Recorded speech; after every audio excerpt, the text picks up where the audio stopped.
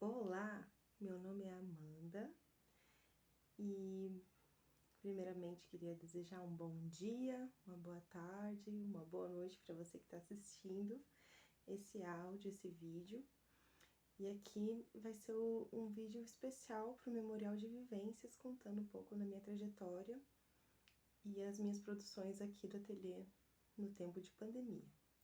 Então, sou Amanda Galego, nascida aqui em Curitiba, e eu remeto o início da minha jornada nas artes plásticas desde que eu completei ali por 11 anos, que eu participei do Centro Juvenil de Artes Plásticas.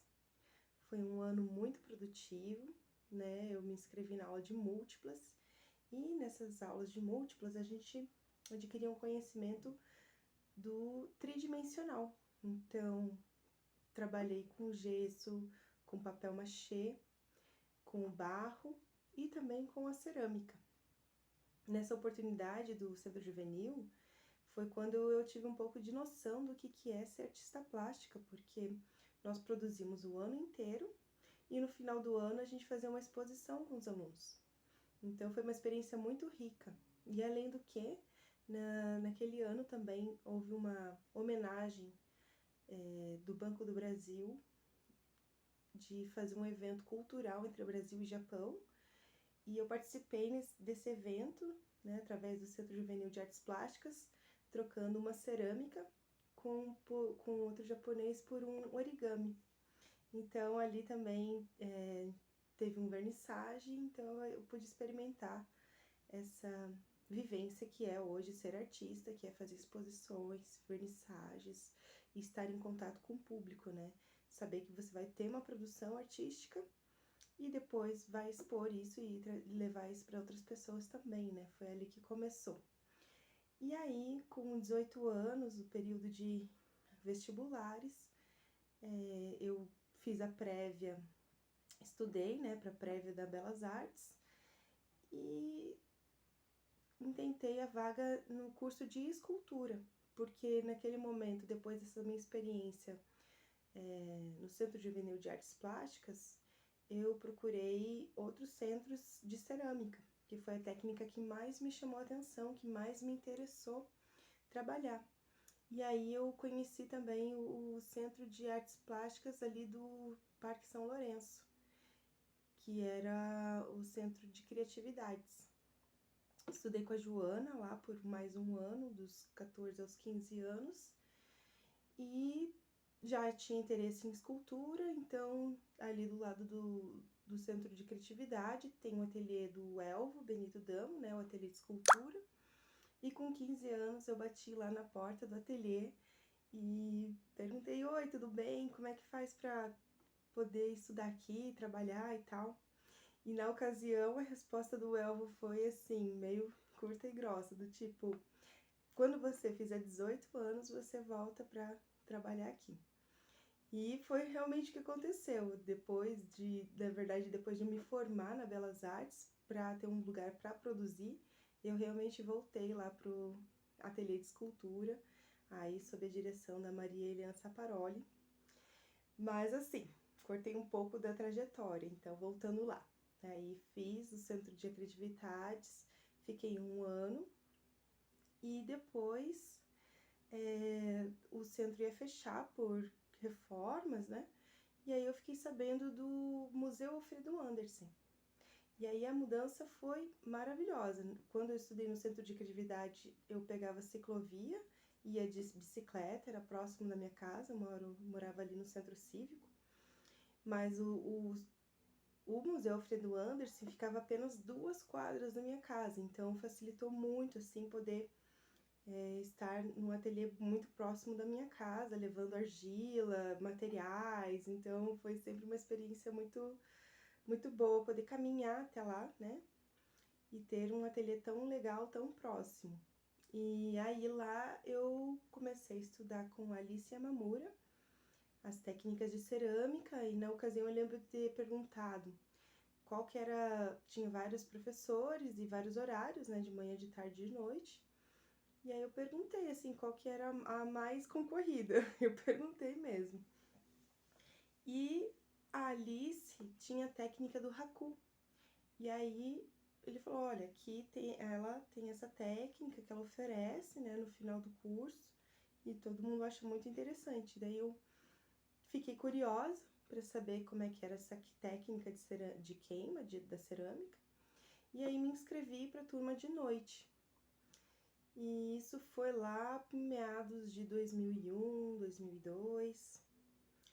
E aí eu lembro assim que também nessa turma, era uma turma noturna, então eu era sempre a mais nova das turmas de cerâmica, né? Então era como se fosse assim a juventude da cerâmica e eu aprendi muito com isso por ver mulheres muito experientes trabalhando com argila e mulheres muito dedicadas à arte cerâmica, mesmo às vezes não sendo sua principal objetivo de vida, fonte de renda, mas ali eu tive uma vivência com outras ceramistas e que foi muito bom assim estar com elas nesse período.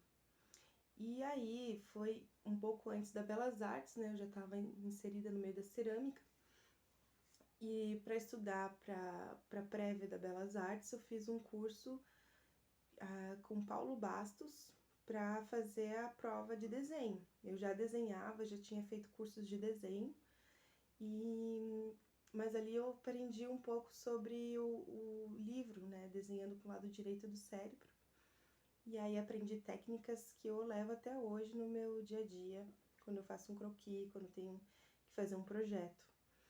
E aí entrei na Belas Artes, né, no curso que eu queria, que é escultura. As aulas eram pela manhã. E foi assim um berço de experimentações, de contatos, de vivenciar com os professores ali o que era uma vida artística, indo em exposições, indo em vernissagens e vendo que eram os pontos de encontro assim com os meus com aquilo que eu queria desenvolver, né? Então aprendi técnicas de gravura, desenho, aprimorei, pintura e percebi que a cerâmica ainda era a principal expressão que eu queria desenvolver. Então, durante a Belas, participei de projetos da própria Belas, como o Tiba e um folderzinho que nós tínhamos também com poesia, foto de trabalhos, então eu gostava bastante de participar dessa parte da produção também artística. E o meu trabalho de conclusão de curso foi uma instalação sonora feita com peças de cerâmica, que eram folhas todas modeladas à mão, mais de 100 peças instaladas no teto, e era uma instalação sonora em que as pessoas podiam tocar nas linhas de nylon e fazer tilintar lá em cima as folhas de cerâmica, por isso que era uma instalação sonora. E aí, paralelo a Belas, eu continuei no Museu Alfredo Anderson, participando ali das produções do Salão Nacional de Cerâmica, né, que começou como um salão regional e depois virou um salão nacional. E de 2 em 2 anos estava ali uma curadoria observando os trabalhos e eu, como fui também monitora ali do Museu Alfredo Anderson, pude ver de perto a seleção do Salão de Cerâmica. Então foi uma experiência muito rica, muito única. E depois mandei projeto, já fui selecionada como artista e também já recebi menção honrosa no Salão de Cerâmica. E aí as belas artes ali sempre, depois de formada, como esse currículo, né? Fiz uns projetos de exposição para outros lugares. A última exposição que eu fiz por edital foi na Casa Andrade Muricy, em 2012. E em 2013 eu abri meu próprio ateliê aqui no São Lourenço, que se chama O Barroco Ateliê. E desde então eu tenho feito produções aqui, mais locais, assim, e participado e entendendo assim qual que era o objetivo da minha produção, e ora indo para escultura, ora indo para os utilitários, mas também percebi muita afinidade ali com as joias de cerâmica, assim, sempre me interessou. E aí eu fui estudar joalheria, fiz ourivesaria por alguns anos e criei algumas peças associando a cerâmica, a prata e ao ouro também, através da pintura de ouro líquido. E aí, agora vem esse recente momento que vivemos, né? Desde 2020 estamos em momento de pandemia e a produção aqui do ateliê continuou, né? Voltada assim muito para aquilo que inspira, né? Naquele momento, e o que tem me inspirado a produzir nesse momento é resgatando um pouco a ancestralidade, porque em 2016 eu também tive a oportunidade de fazer um curso de cuidado para a mulher que se chama Giniterapia, e ali me abriu muito esse olhar para o feminino. Então eu comecei a produzir utilitários que fossem também peças artísticas que tivessem uma função de celebração, de autocuidado, de amor próprio. Então comecei a produzir pachamamas, esculturas voltando assim voltadas à ancestralidade, as deusas de barro, né? Como temos referências da Willendorf, mas também temos outras regiões do mundo que também tinham suas deusas de barro. E foi meio que olhando para isso também que ali em 2019 acabei criando a deusa Pinhão, e aí eu tenho trabalhado isso também aqui na minha produção, essa referência do nosso estado, da nossa cidade para a minha produção artística. E tenho focado muito assim em fazer peças que sejam úteis e bonitas, trabalhando a beleza, a estética, mas também a sua funcionalidade. E aí eu trouxe aqui também, deixei aqui exposto, estou aqui no meu ateliê, e trouxe aqui um pouco para mostrar e ilustrar o que eu estou dizendo. Vou começar com essa escultura, que é uma vulva, eu chamo de incensarione, porque ele tem essa função. Esse aqui pode ser colocado aqui nesse buraquinho um incenso, e também ela pode ser pendurada na parede, e com acabamento em ouro, para valorizar esse olhar para nosso próprio corpo. Da vulva eu experimentei fazer o clitóris, que é uma peça também tridimensional, que eu também uso como incensário, né? Coloquei também o ouro, né? Mostrando o valor que esse objeto tem, essas partes do corpo tem para mim, né? Então, eu meio que trabalhei uma parte do corpo feminino, mas também trouxe a relação com as mãos. E aqui eu escrevi as indicações, né, que cada partezinha dessa tem uma referência astrológica. Então eu chamo essa mão de cartomante, né, porque a partir dela tem a linha da vida, a linha do trabalho, a linha do sucesso, então também é um incensário.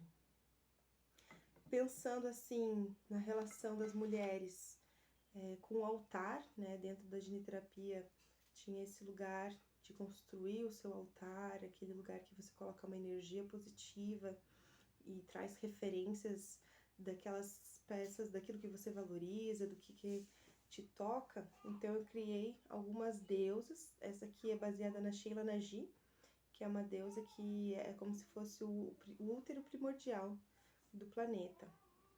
Então ela tá aqui na hora do parto, e é uma peça que tem referência a desenhos e obras de baixo relevo, também da antiguidade.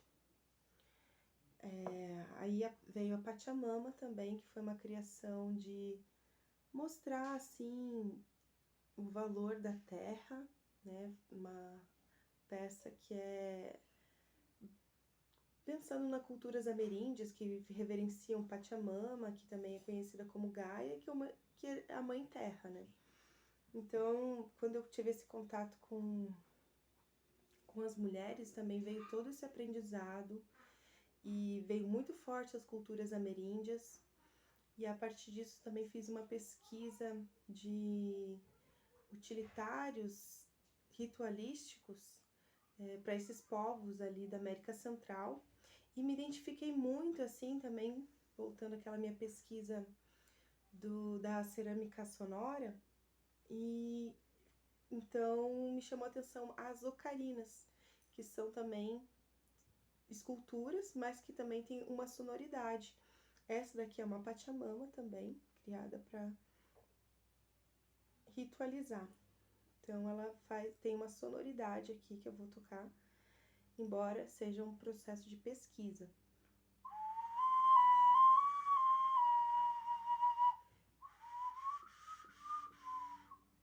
E delas surgiu outras formas também com valorizar o feminino.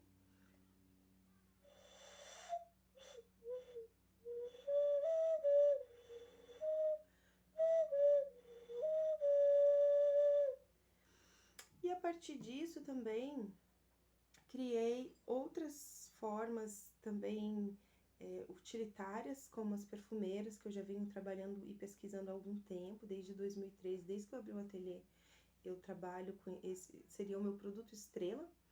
E aí também gosto de modelar à mão e fazer peças únicas. E aí eu criei a Pachamama, que vai num colar, uma corrente, como essa daqui também, ó. Esse aqui é o produto que é uma arte que virou um produto, né? Então, perpassa o meu interesse, assim, que sejam peças escultóricas, mas que também sejam úteis e utilizáveis, e sejam adornos, e a gente possa usar no dia a dia, né? Então, dos utilitários, tem peças como essa, né, baseada na forma do útero, que é um utilitário que pode ser para servir e aí ainda reverenciar as formas femininas. Um outro utilitário que eu criei depois dessas imersões assim com o feminino foi o vaporizador de útero, que é uma cumbuca feita em cerâmica com a forma da vulva aqui, e essa aqui eu adicionei uma serpente que está comendo o próprio rabo, fazendo uma referência ao Ouroboros, que é um símbolo hermético que fala sobre os ciclos, né? Que não tem, o círculo não tem nem começo, nem meio, nem fim, ele é uma coisa contínua.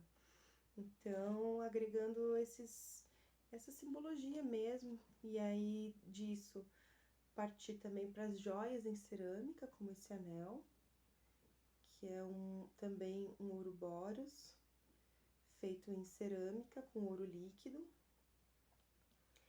E para os adornos para usar no dia a dia, como brincos como esse aqui que eu estou usando hoje para fazer esse vídeo.